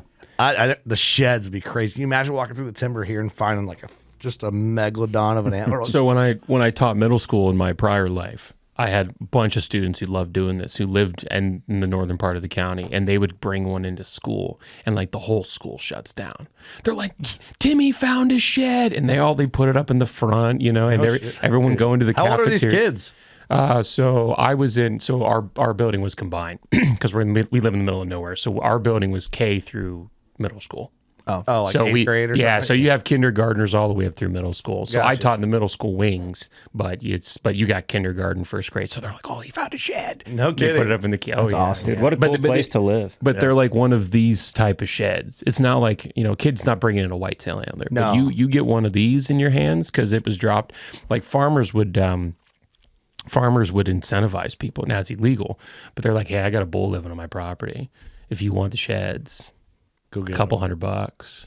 Ooh. I'll let you go get them. Yeah. Yeah. Ooh, I would do that. Yeah. it gets weird. Yeah. It got weird. A couple of people got pinched for doing that, but yeah. Are you in trouble? Oh yeah. Oh yeah. You can't be selling antlers. The Crazy. access to antlers. Yeah. Crazy. But if he went and grabbed them, he could sell them. No, you can't sell them. Period. Oh. You're not allowed to sell. Yeah, you can't sell them. Like I can't go like get it and then sell it to you. Weird. That's illegal. So therefore, the act of selling the right to go get it Right is to do also it. illegal. Yeah. Yeah. Interesting. Yeah. Yeah, as a Pope and Young measure, we're not supposed to associate with horn buyers. There's like a, I don't know, a clause maybe. Right. But it's like, I don't really know the stipulations. I've never done it, but it's like, I think what it is, it's supposed to, well, you think about it, someone measures a deer, they put it on there, someone score shops it, goes and get it measured till they get the biggest score, and then they sell it or whatever. It gets sticky. Yeah. A little bit. It's weird. Kind of looks like all for the wrong reasons. Kind of maybe incentivize poaching a little more, probably. I mean, I'm sure it's all related in that. Well, it's the same thing. Like what's the rules out here for like finding a deadhead? In Illinois, you have to get a salvage tag. So call a DNR and be like, hey, I found a dead deer, and they either investigate it or you send them pictures. And every DNR officer is going to do a little bit different, but you had to get a salvage tag. So, but do you have to pay for it? No. Yeah. See, in PA, you got to pay by the point. Oh. So if you want, let's say you find a basket rack on the side of the road and you want a salvage tag, they'll be like, yep, you can have it, but it's $10 a point. So do you really want to spend $80 on a deadhead? Wow. Really? Yeah. And we're like, what are you going to do with it? So it's actually made like dead deer on the side of the road because we have a lot of vehicle collisions and whatnot because it's all twisty back roads and whatnot. You don't see them till the last second. Yeah. So it's just encouraged a lot of dudes to be walking around with battery-powered sawzalls in the bed of their truck. They whack something, if it's big enough, right off the head, throw it in the bed, and off you go. Yeah. Yeah. You'll if you. Yeah, that's kind of shitty. Yeah, it's really crappy. I don't. I wish we just had the salvage tag system. Yeah, I was going to say, I don't know how I feel about that. I don't know if I finding have that thing dead would be, how much money would that be? measure each point. It's by point, so it's $10 a point. Now with the elk. Oh, I thought you meant like inches too. No. It's just straight up by point. So you shoot a 10 point, it's $100. Oh. Or you find a head. $10 an inch. That would suck. Yeah, that'd be right. How big is it? $4,500. How big is it, buddy? Yeah. Yeah, that's crazy. I never heard of that. $20. Yeah. It's like, God, we got a lot of dumb rules in PA, so. And you can't hunt on Sunday. Don't do it. So I knew as soon as what I said came out of my mouth, Yeah. we're bringing I that knew up. it was going to be brought So up. if you Here draw we go. once in a lifetime elk tag, you can't hunt on Sunday for it. That is correct. PA, I know the state of Pennsylvania is listening. Just the state itself is a listener. We've had a lot of deliberation in the I don't know, governor's office or whoever the heck they tell you to contact to get that fixed. Because I think we're like one of the last two now at this point. Didn't you in the get a attack. couple Sundays this year? Something Yeah. Rachel was saying. Yeah, it's like playing just the tip with that. That's stupid. Just the That's tip. just- freaking All right. give us the whole Here. season. I'll fix it. It's not that big of a Fix deal. it Fix it right now. PA, I know you're listening. It's time. You got great elk. Deer hunters deserve to hunt on Sundays too. Okay? Listen to your people. They want to drink a cold beer after a hunt on a Sunday. It's the Lord's Day. Go to church, and then they should hunt after church if they want. Whatever it is, whatever your reason is, just listen. Let them hunt Sunday, okay? You know where my church Think is? about it. Out in the woods. Let me be out there. Taller the hat, closer to God. That's what I always say. I've heard that once. Hey. People say You see those old dudes that wear the hats? They're just barely on their head. That's my buddy Tyler said. It's like they wear their hats like this. It's like small. Every time Tyler see like old farmer dude, he's like, taller the hat, closer to God. Yeah, I can honestly say I've never heard that before. Yeah, every time. Isn't it great? He used to That's just fantastic. He'd just say it like under his breath a little bit, and so it was even funnier. And then now every time I see like an old timer, which that's a classic style human being that I love. I do love. I'm not hating. And I see them just like taller the hat, closer to God, man. You know, God That's bless. awesome. it's just you know that classic Midwest farmer. I'm sure they're in PA too. Oh, absolutely. So yeah, so PA, if you're listening, just let them hunt Sundays, man. That's it. Just listen. You know, it's okay. We'll appreciate it. They'll love you. They'll love you as a state more. Let them hunt Sundays. No Yeah. big deal. Like you guys can buy beer in grocery stores out here. You can't buy beer in grocery stores. Nope. You have to go to a beer distributor. Can you buy beer at a gas station? Up until like 2 or 3 years ago, no. But yeah, now you can. Yeah, you can go and buy a 6-pack or a pounder. There's a couple of things I've learned in my travels as an adult in the last several years. The Midwest is the best. I'm sorry, that's an unpopular opinion, and hear me out. The Midwest is the best because it's just the most fun available area. When I say the Midwest, I'm talking Iowa, Illinois, parts of Wisconsin. I don't spend that much time in Missouri, but I just know where I'm at. The heart of the Midwest, right? The heartland. You can get beer anywhere. Anytime. Anytime. Let's live in a dry county, which is rare nowadays. Strip clubs here are great. Full nude. You can bring your own beer. That's awesome. We've just tried to bring buy your own beer. Imagine that. Isn't that crazy? Yeah, it's like how much beer? I don't know. We go somewhere Bring else what and you you're like, what the fuck? Yeah. Oh, well, you can buy a beer here, but I can't get fully naked. It's like, what kind of fun place is this? This place sucks. This place is shit. Yeah. But we've And you just go to the other place and you can't drink, and it just makes zero sense. like lay it out for me. all here. backwards. I'm a simple man.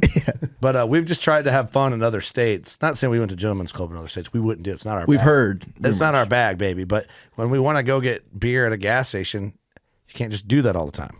Dude, you go to Utah, they can't even pour you a double whiskey.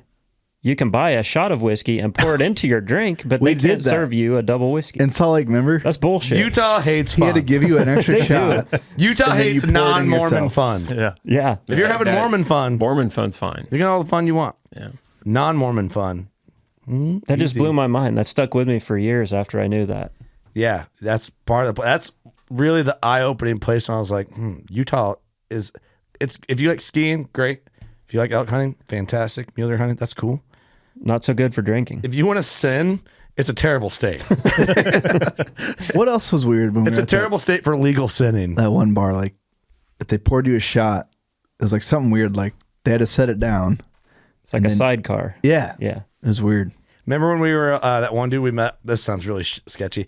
The one dude on the plane that we met that gave us a ride to our hotel. The guy he worked for. safe guy, he worked yeah. for Liberty Safes. And we were driving. awesome. There was like a bunch of cops and some homeless dudes walking around Salt Lake. And Doug's like, "Is this a bad area?" It's just the way it's Yeah, it's like trying to make conversation. now Salt Lake was all right, but hard to have fun. Nowhere has fun like the Midwest has fun. Yeah. Luckily, we're can't awesome, disagree. so we made it fun. That's true. We found Yeah. it. I can't disagree with that. I don't spend much time in the Midwest, but every time I'm here, I'm like, all right, Yeah. Pretty fun. Solid. It's flat, but it's solid. Pretty easy to have fun. Yeah. There's big deer here, but huge deer. Bigger deer in Delaware. Massive deer in Delaware. Massive. Delaware County, Delaware is my favorite spot. Yeah, if you want to come to central Pennsylvania and shoot the big deer, be my guest.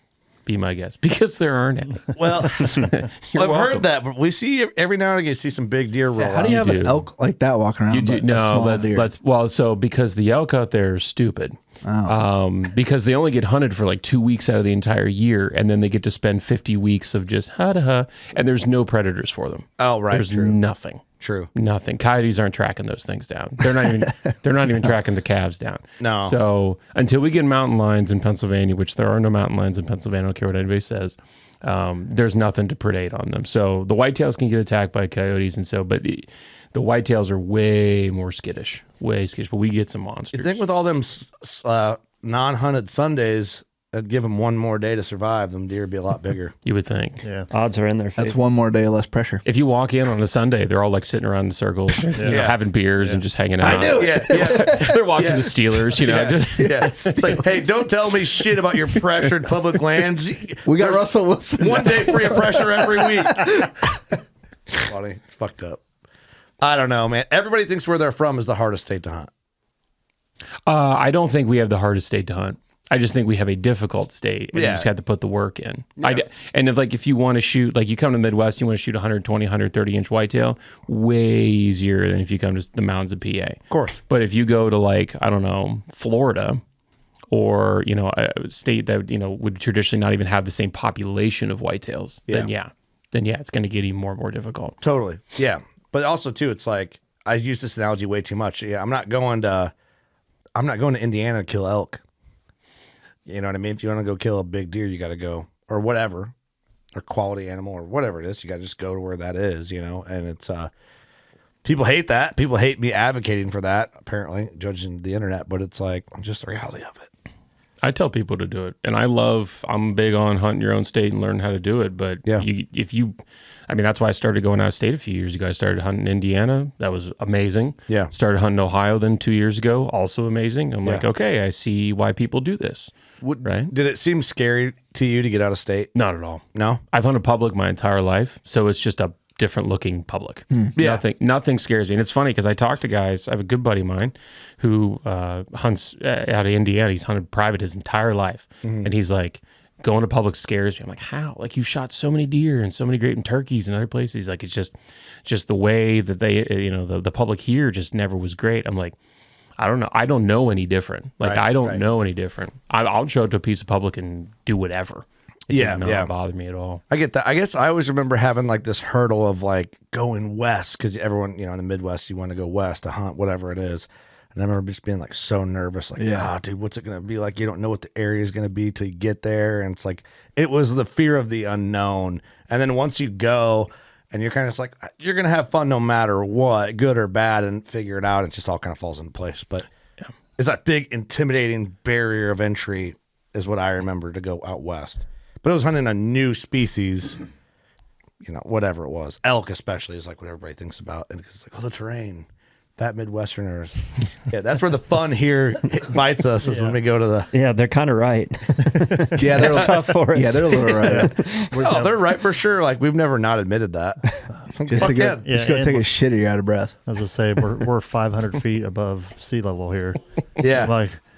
That's why I always look at Devin when he's in camp here. I'm like, do you just feel like you're over flooded with oxygen? Yeah.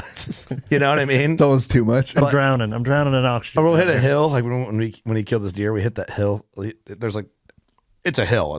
That's what it is. It's just a creek and a steep hill, but short. You would call it what would you call it? A lump. It's a lump. It's a lump. But we got to the top and I looked over at Devin. I'm like, you're kind of breathing, little bitch. What's that about? What's up? How's your breath? Because when I go there, I'm like trying not to look like you're dying. You know what I mean? Looking around, not breathing out of your mouth, just trying to breathe out of your nose and look normal. So you ever try to yawn but not open your mouth? You're just like, That's kind of what I do out west when I'm around all my Western friends. I'm like, I'll acclimate. Yeah. Give me 3 days. Try to turn your back to Fight Devin. it. He can just see your sides heaving. But here's the thing. Anybody from the Midwest that's done it, you know what I'm talking about. Oh, yeah. You know what I mean? You don't want to look like a bitch in front of the guys that are used to it. It does take you, though. It takes you that first huff and puff, and then you're kind of like become a little more. Yeah. Couple days of it, and then you're getting into it. Yeah. I don't know. It's fun. That's I want to talk a little bit about archery before we get out of here, because you do a lot of tournament archery, and we're getting into tournament archery season. Or even if guys don't do it, I think the tournament archery talk gets people motivated to shoot their bow. It does for me. So I kind of want to talk about, like, how do you get into it? That barrier to entry seems really intimidating to me, just from being like purely bow hunter. Yeah, and it's super annoying because like it is the most laid back, relaxed thing you could possibly do. So like out here, yeah, dude. So like out here, Metropolis is one of the legs of the ASA, Yeah, way the southern Illinois. Yeah, way south, way south, and it's like, okay, it's a national event. It must be big. And now you go online and you pay like $30 to sign up for the entire year, and you pay like a $50 entrance fee, and you go and you shoot. Mm-hmm. That's it. You don't need to be. That's it. That's like, and 98% of the shooters that go to an ASA or an IBO event are amateurs. Mm-hmm. So they're not shooting. Like everybody sees you. It's just like, it's just like in any sport, you see the pros on television, right? You're like, okay. But then it's like, all right, well, we got Pee Wee soccer and you don't think of Pee Wee archery. You don't think of intermediate archery or whatever.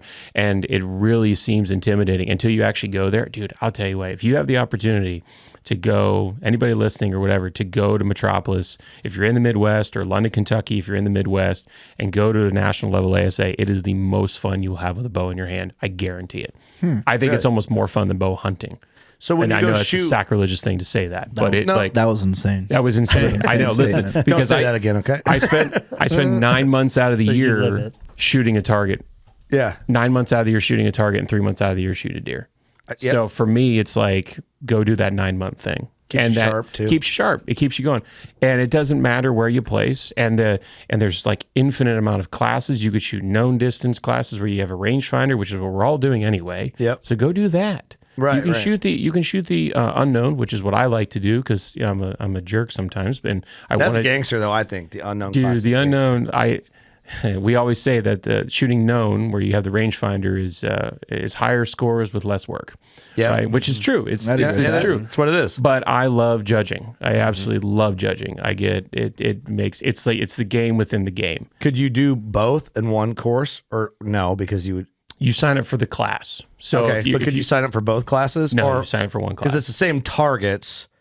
No, it's different ranges. Different ranges. Different ranges. So let's say you're shooting known and I'm shooting unknown. Well, we can't shoot the same course because you know the distance and I don't. Right, okay. So the unknown courses are different than the known courses. And they had a specific hunter course, I know, like years ago, where it was, first half was unknown and then the second half was known. So they've done away with that. Like it's all... Of course they did. Yeah, it's all known or unknown anymore. And it goes off of... So a lot of people are like, well, I don't want to shoot like 50 yards. Well, you don't have to. Mm-hmm. There are classes that are 30 yards maximum. So you're shooting like 15 to 25 bow hunting distance most of the time. Mm-hmm. There are distance where it's a 40-yard max, a 45-yard max, and a 50-yard max. Yeah. So you can do whatever your comfort level is. And so is there like a judge going with you at each course? Or no, you judge each other. Oh. So you just show up. Like, it's the coolest thing. Like I drove down to Foley, Alabama for the first leg of the ASA. By yourself?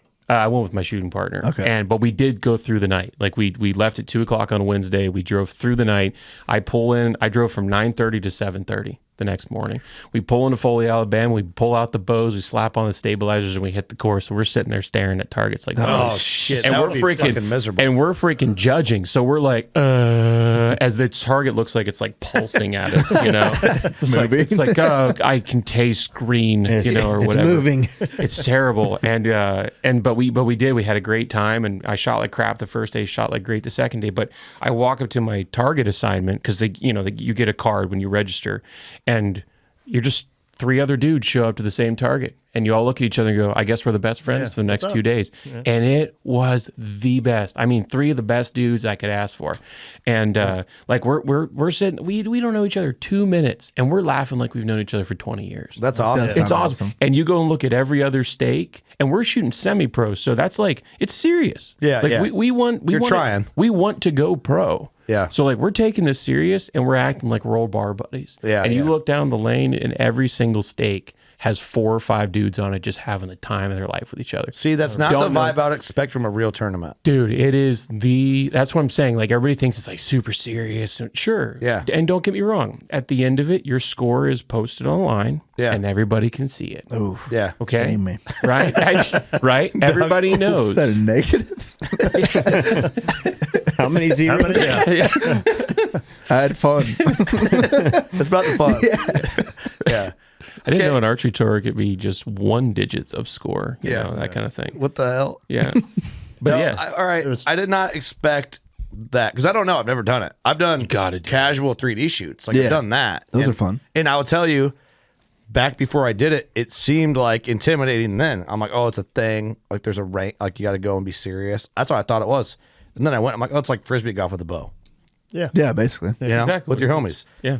I figured a tournament would be what I thought regular 3D was, not knowing any better. Yeah. And some people do think, and don't get me wrong, we are taking it seriously. Like we want to have high scores. We want to win. There's lots of money on the line. Even in the lower amateur classes, you could still win like $500 for first place in your division. Like it's not, don't get me wrong. It's not like we're all just goofing off, but you're enjoying your time. But you have to enjoy the time. Like because the coolest thing it's a lot like golf. Like if you have a bad shot, well, guess what? You can't redo it. Right. There is no mulligan. The arrow's down there. Yeah. It's in the target. There's nothing you can do about it. So laugh it off, move on to the next target, and like you can walk. It's so unique. Like you walk up to the target, and let's say I hit a 12, and Tim missed the target, and this guy whatever, and hey, Nate shot a 12. Every dude at the bail, nice shot, great shot. Yeah. I mean, the support is amazing. And then Tim missed the whole target. Hey, Tim, man, fist bump. We'll get it next time. Yeah, we'll get it next time. Yeah. It's just, it's so cool. Yeah, I was just saying, and they've done a lot of stuff ever since. So I grew up shooting target archery and everything, and went to a lot of tournaments and stuff as well.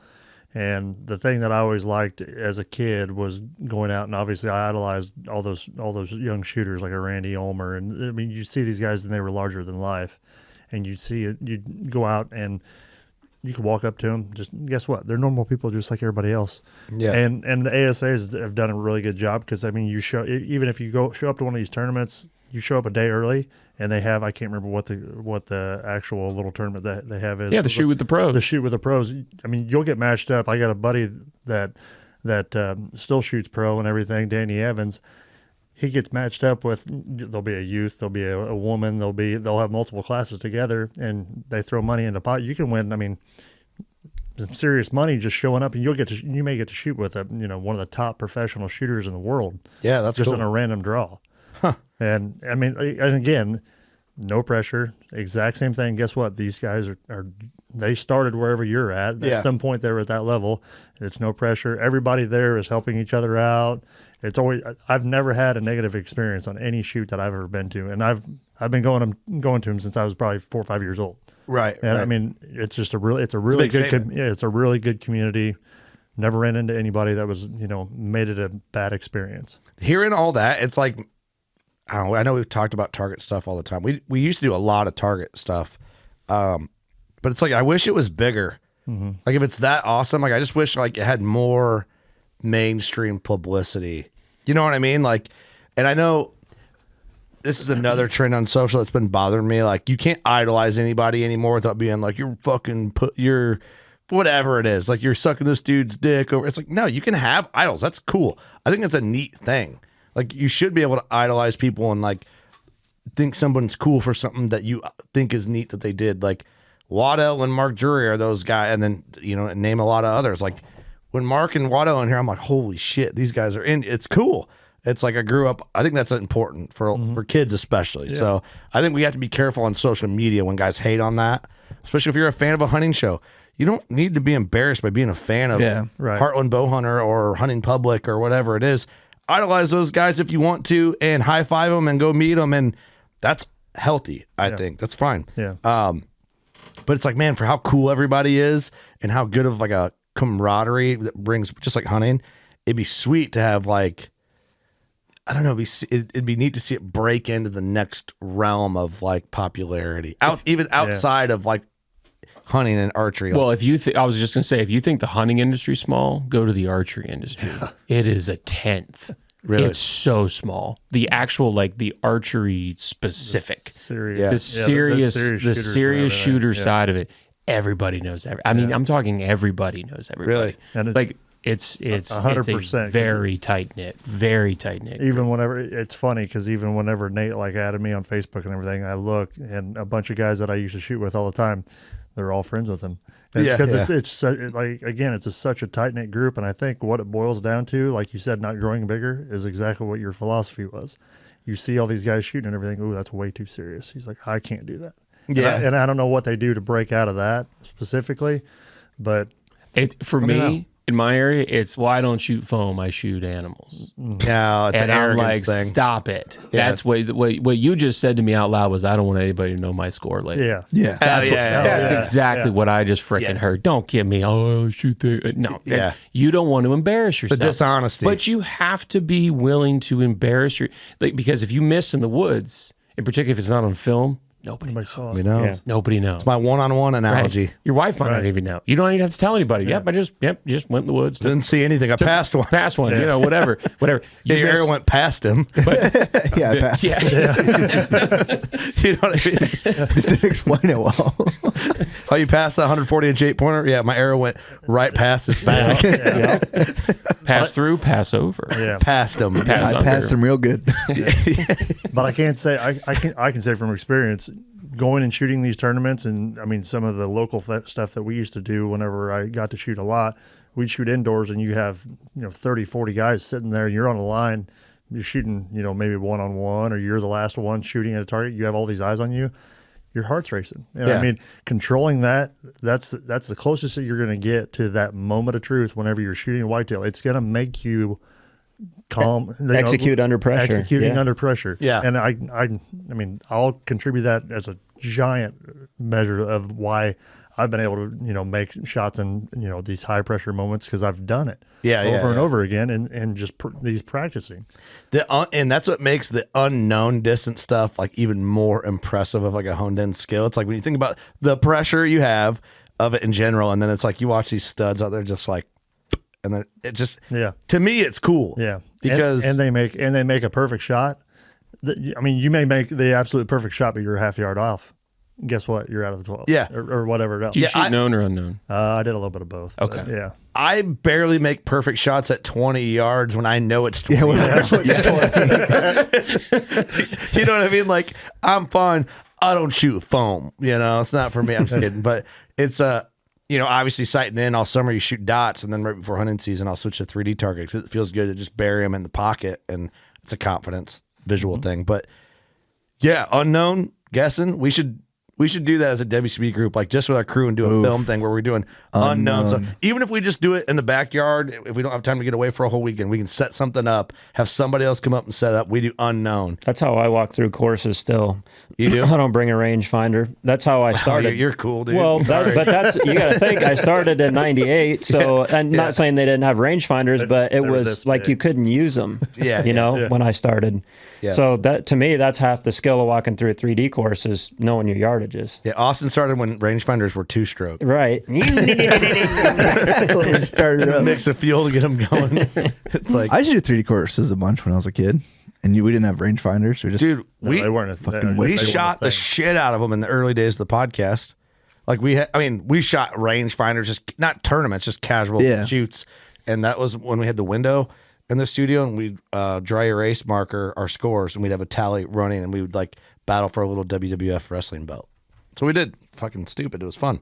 It was great. We got some belts here we could battle for. What does it say? Maybe the black one. I'll put that up for grabs. Not the green one. That was the plan anyway. No, the green one's mine, brother. I know. You had to be. I just like that. They're one. both mine. You'll never get this. You'll never get this. Or we make an archery belt. Just have a bunch of belts. I'd hate. It would suck to have all three of them all the time. It's too heavy. so much weight on my back. Somebody please beat me. I gave that to you. But wouldn't that be fun though, as a crew? Yeah, that'd be fun. Set up our own little course. Go do an unknown game. Yeah, just have somebody set one up. It could be. We should do it at the shoot this year. Just do like a 10 target unknown for the main 5 and put the belt on the line. Just do the first 10 targets of the course. Yeah. I mean, they get to wear all night. All right. I'm in. We'll have to figure out a belt design. I got to see this. It'll be fun. We'll do one of them little baby belts. It'll be fun. Too much weight. I got to have something smaller if I'm going to carry all 3. We should do a chain. There you go. There you go. A chain would be sick. I like the belt. Belt's so much cooler. Chain would be pretty sick. Like a wrapper chain? Yeah, big bling. Like what they do for like a big archery target. Yeah. That'd be cool. Like they do for the college football teams when the defense gets a turnover or whatever. Yeah. I'm listening. Oh, no, we'll do a big WCB chain. We'll do the WCB logo. We'll have somebody ice it out. Yes. Get some CZ in there. I like it. Come on. I don't mind that. You're coming around. I'm coming on. around. A blinged out chain. You know how cool I'd look with 2 belts and a blinged out chain? You get to wear it to every podcast until the next shoot, and then it's up for grabs again. But then we have to do it. Then we'll have to do 2 or 3 unknown shoots a year to make it interesting. That's fine. That's fine. That'd be fun. Support your local 3D shoots. You guys could have your own Triple Crown. There you go. It's getting spicy. Triple Crown. Blinged out. It is the coolest thing to say, but it's this. I shoot the Triple Crown. Yeah, the IBO. up in the north in the IBO. What's the Triple Crown? Cool. The Triple Crown is so the ASA is in the south, IBO is in the north. IBO has what they call the Triple Crown, which is there's 3 legs and then there's worlds, which is so they have 1 in Pennsylvania, 2 are in West Virginia, 1's in Ohio, and IBO, if you are in the north, is all unknown. There are no known classes. So if you shoot in the IBO, you're a stud. You're taking it serious. Yeah. So you either suck and you're willing to lose some arrows, or you really want to judge. And so it's killing the IBO because the known is where you get kids. Like no kid wants to lose arrows. Yeah, no woman wants to lose arrows. No dude wants to lose arrows. So that makes sense. Yeah, the known game is where it grows down in the south in the ASA circuit, but in the north the IBO. So I shoot both.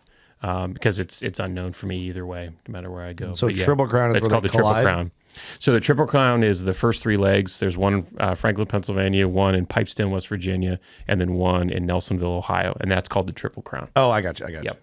Okay.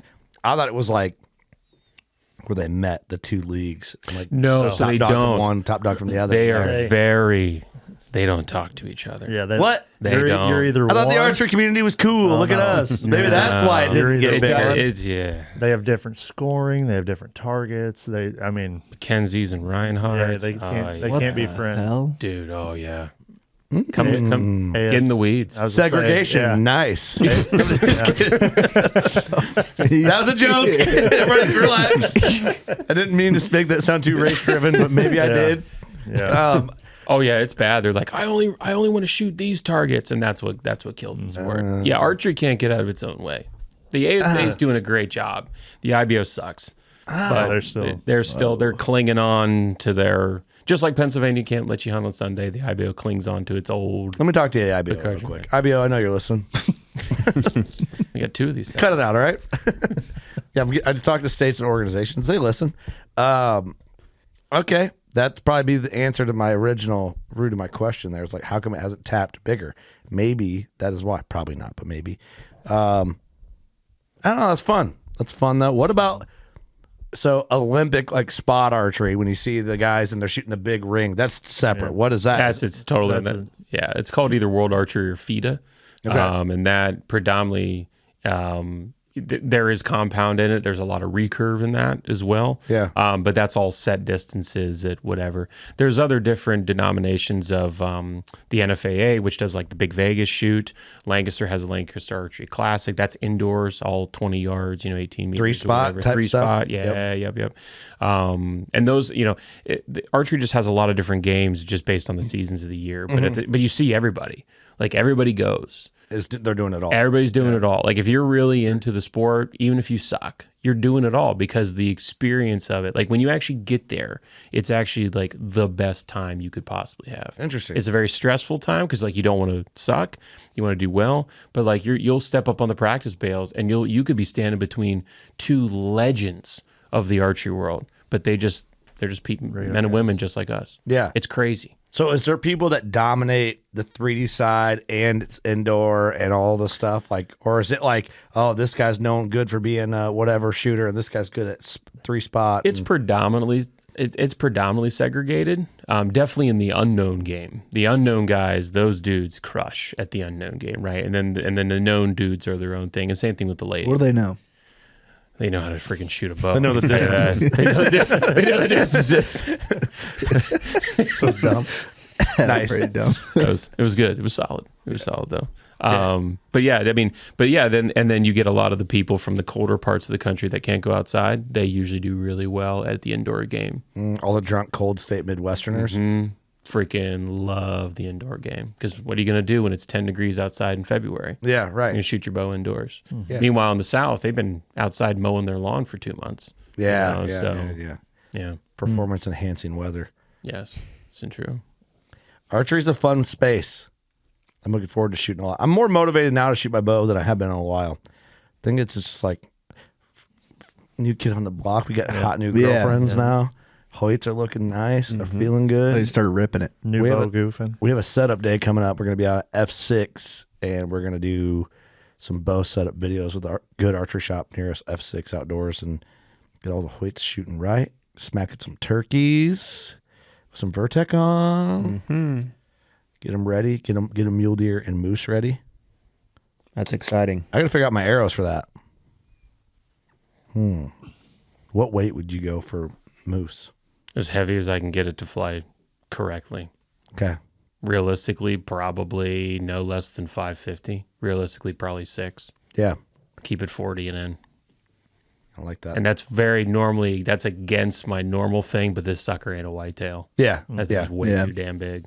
Way too big. I'm probably going to lean in that. Here's what I was thinking before I asked you. I was going to be in that 500 range right in there. Not too heavy, but not too light. Enough where it's like, I'm not worried about a few yards on a single pen sight. You know what I mean? Especially for mule deer.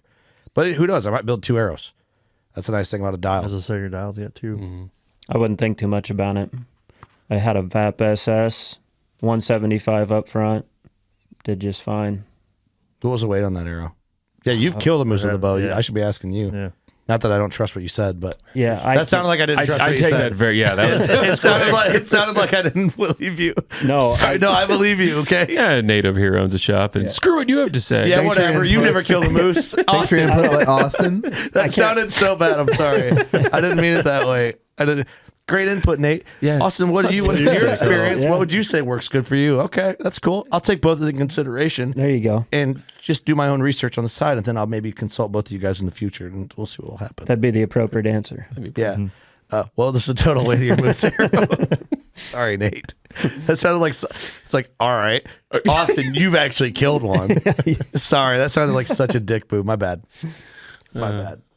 Well, how heavy was your arrow? I really want to know. I can't remember the grains on it. It was a full length VAP SS with 175 up front, and I shot him at 60, 61 yards, and almost passed through. Cool. So Those are heavy arrows. Yeah, it had to be. It had to be pushing. Those were close to heavy. 6. Yeah. Yep. It had to be pushing. Yeah. Close to 6, Yep. if not over. I'll be between 5 and 6, I think, which would probably be all right. You know, especially I got to figure out what evolution head I want to shoot. I'll probably shoot the fixed blade at the moose, and then I'll probably I shoot would definitely do that. Yeah, and I'll probably shoot the whitetail fury. I don't know, Austin. What do you think? I mean, I think as long as you poke him in the right spot, either one's going to work. Yeah.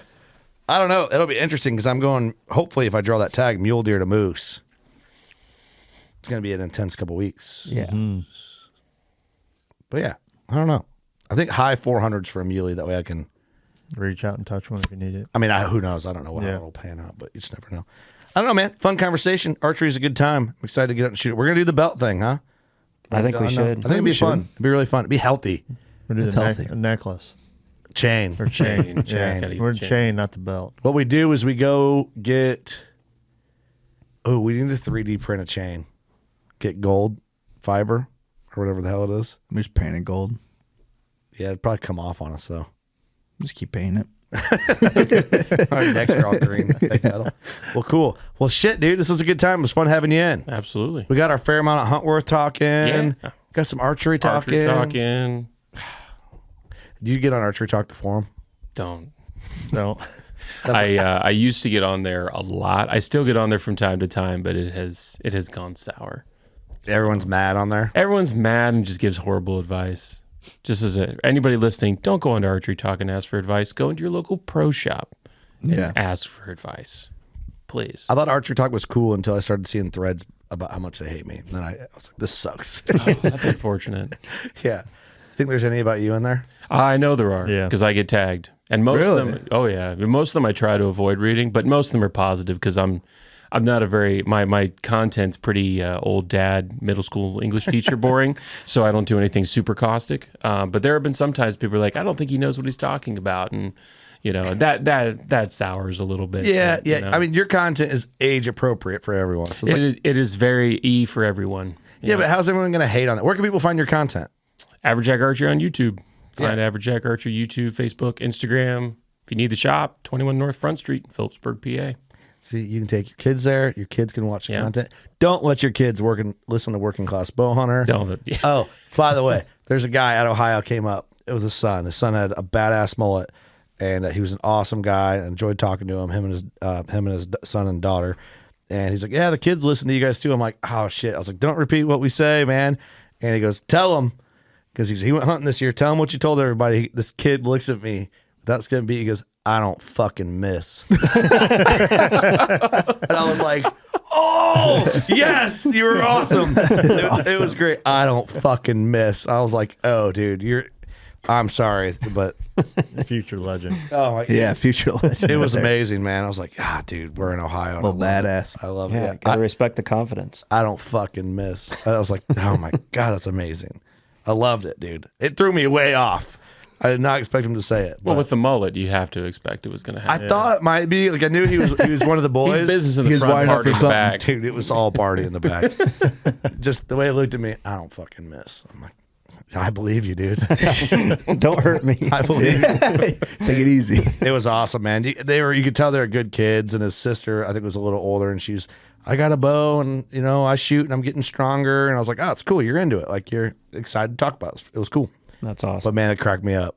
I talked about it for hours after that. It's like, I don't fucking miss. Like, the confidence is so good. But man, what a fun time. We're gonna have a good weekend, Doug. Yep, great time in Illinois. Here we go. We missed you in Ohio. Yeah, I saw you guys got back at what, 3 a.m. No, us. Lee did. No, that didn't happen. What? What would we have been doing at 3 a.m.? No, you got back home. Yeah, so it would have been like midnight here. So that would have been driving from the trip. Yeah, that would have been 3 days vacation for me. So could not make that happen. Yeah. And then we got a flat tire on the way home. Patch it. I was asleep in the back seat, dying. I felt like I swallowed a nail. Oh. And then I woke up and they're like scrambling around. I'm like, what the fuck's going on? And the next thing I know, I'm in some store I didn't know, and I thought I was dreaming. It was weird. I was going through it. Then I came to, and I was like, all right, we're still in Ohio. Yeah. Damn. That's just, I was going through some shit, I guess. Chris, thanks for coming out and helping with the booth today. Good to see you. Yep. Have a fun weekend. for sure. Austin, what's up? Good to see you, dude. Good to see you. I'll ask you for more moose advice. I won't ask Nate. Yeah, it's a good call. It's a great call. Nate, thanks for coming here, man. I appreciate the partnership and the friendship. Absolutely. And everything. So huntworthgear.com, code WCB15. Can't forget to plug that. Let us know in the comments. So we're going to do your favorite camo. We're going to do a WCB merch pack, and we're going to do a hoodie. I'll send over a Shelton hoodie. Okay. And your pattern of choice. And your pattern of choice, yeah. That'd be fun. I'm curious to see how that rolls out. I am too. Yeah. That's comments on Spotify, or you can comment on social too. But if you can comment on Spotify, please, we'll do that. Well, that's easy. There's no spam on there when we do the giveaways. 700 giveaways have been picked and worked very smooth. So appreciate that. All right, everybody. Thanks for tuning in, watching, and listening. You know what to do. Go shoot your bow. We love you. Peace.